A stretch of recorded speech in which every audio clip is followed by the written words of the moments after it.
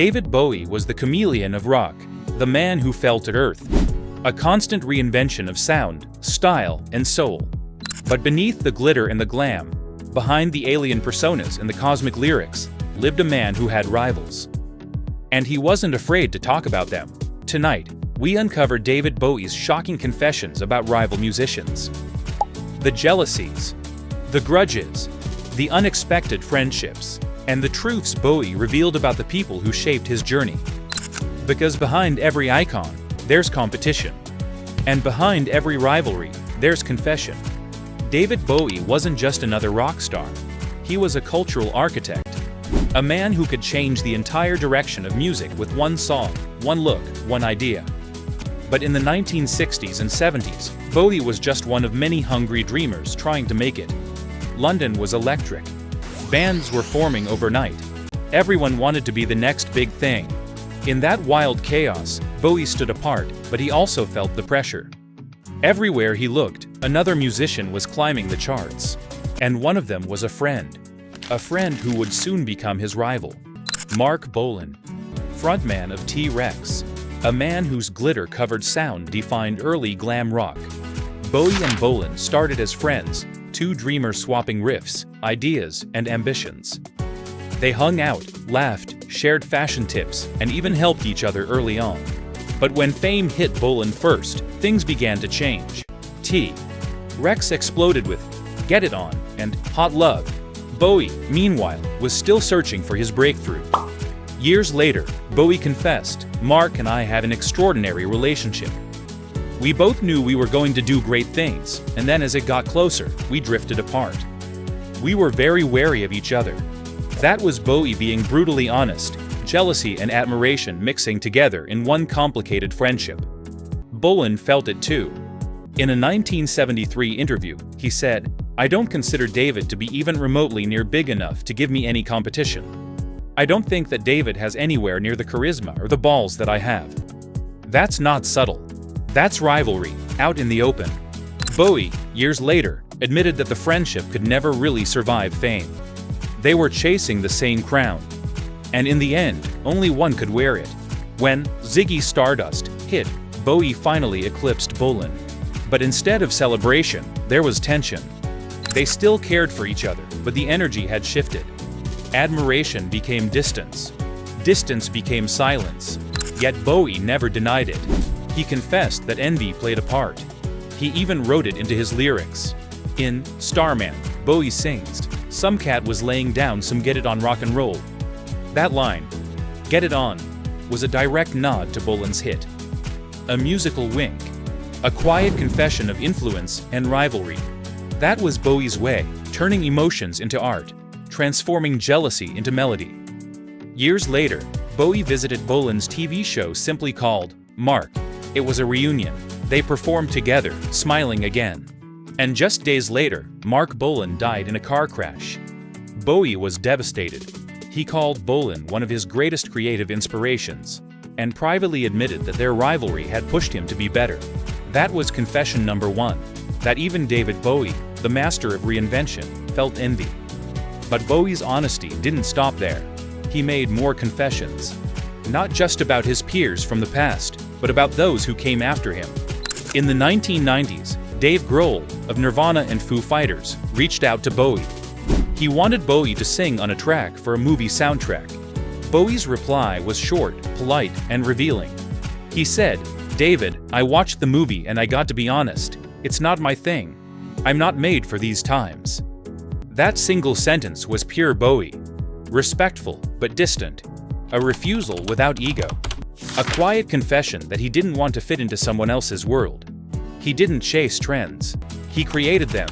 And when he felt the times no longer matched his vision, he stepped back. That's what made him different. He didn't collaborate for fame or convenience. He collaborated for art. And when it didn't feel right, he said no. That's a shocking confession most stars never make. That they sometimes choose isolation over exposure. Bowie's self-awareness was unmatched. He knew exactly where he stood in music history, and he wasn't afraid to define his boundaries. But Bowie's truthfulness didn't just appear in his emails or private decisions. He brought that same honesty into his public interviews. In 1983, during a live MTV interview, Bowie called out the network itself. He said, "I'm just floored by the fact that there are so few black artists featured on it. Why is that?" The interviewer stumbled. Bowie pressed harder.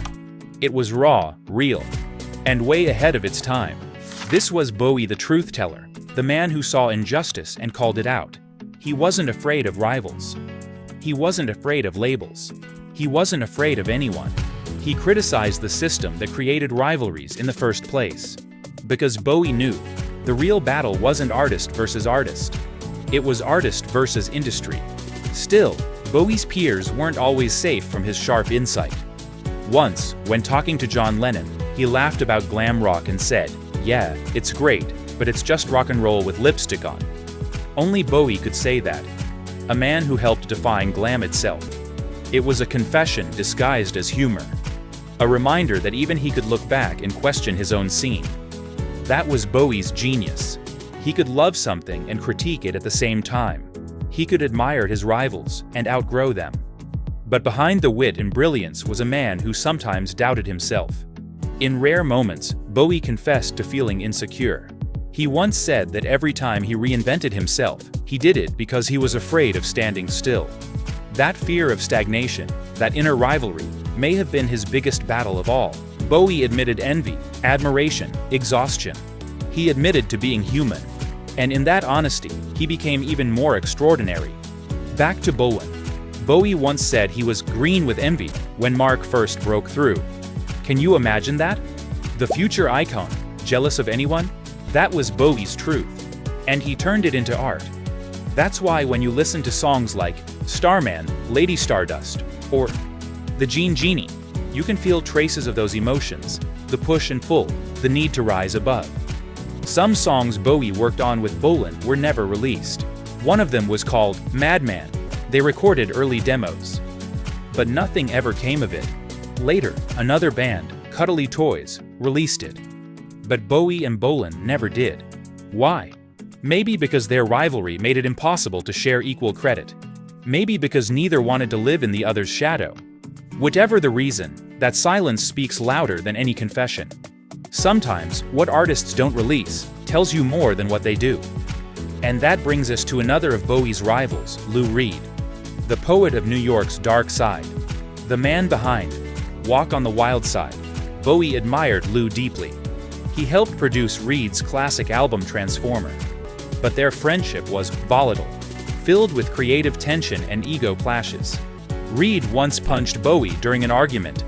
Bowie later laughed it off, saying, "Oh, Lou and I have had a few punches over the years, but we always made up." That was Bowie's confession. That great art sometimes comes from conflict. That rivalry isn't always hate, it's passion, unfiltered. They argued about sound, direction, meaning. But through it all, they respected each other's genius. Bowie said, "Lou was one of the few who truly understood the darkness in art. It was less about outshining each other, and more about challenging each other." That same creative rivalry happened with Iggy Pop too. Bowie and Iggy were brothers in chaos. They lived together in Berlin, wrote songs together, and pulled each other out of addiction. But even there was competition. Who would create the next big thing? Who would define the future sound of rock? Bowie once said, "Iggy was everything I wanted to be, raw, real, fearless." That's a confession of admiration and of envy. Iggy later admitted that without Bowie, he might have never survived. But without Iggy, Bowie might have never rediscovered his soul. That's how Bowie's rivalries worked. They weren't wars, they were mirrors. Reflections of what he wanted to become or escape from. He admired Lennon. He competed with Jagger. He learned from Dylan. And yet, he outgrew them all by being unrepeatable. In one interview, Bowie laughed about Mick Jagger and said, "Mick's a good friend, though he's always 2 years behind me." It was half joke, half truth. Even Jagger admitted that Bowie's creativity scared him. He said, "Bowie had this energy, you couldn't catch him. He was always moving somewhere new." That's what made Bowie unstoppable. His confessions weren't weaknesses. They were insights. He turned jealousy into fuel. He turned rivalry into art. Even younger artists, from Frank Reznor of 9 Inch Nails to Lady Gaga, have spoken about Bowie's honesty and humility. He wasn't threatened by them. He mentored them. But in private, he confessed that watching new talent rise reminded him how time passes and how hard it is to stay original.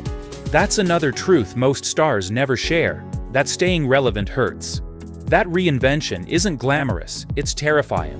But Bowie embraced that fear. Every time he changed his skin, from Ziggy to Aladdin Sane, from the thin white duke to the Berlin minimalist, he was confessing something about himself. A way to say, I'm still searching. I'm still learning who I am. And maybe that's what made him the ultimate artist. He didn't run from his rivals. He studied them. He borrowed, transformed, and elevated everything around him. Because Bowie understood a simple truth: art is a conversation. Every artist replies to the last one. And every rivalry keeps that conversation alive. By the end of his life, Bowie had made peace with all of it: the competition, the jealousy, the pressure. He once said, "I don't feel I have rivals anymore, only companions on the same road." That was his final confession. That rivalry, in the end, was just another form of love. So next time you hear Starman or Heroes, remember the stories behind them. Remember the friendships, the friction, the fire. Because behind the music, there were confessions. And David Bowie wasn't afraid to make them. He showed us that even legends are human, that even stars have shadows. And sometimes, those shadows are what make the light shine brighter. If you enjoyed this story, hit like, subscribe, and drop a comment below. Which of Bowie's rivalries surprised you the most? See you in the next video. Thanks for watching.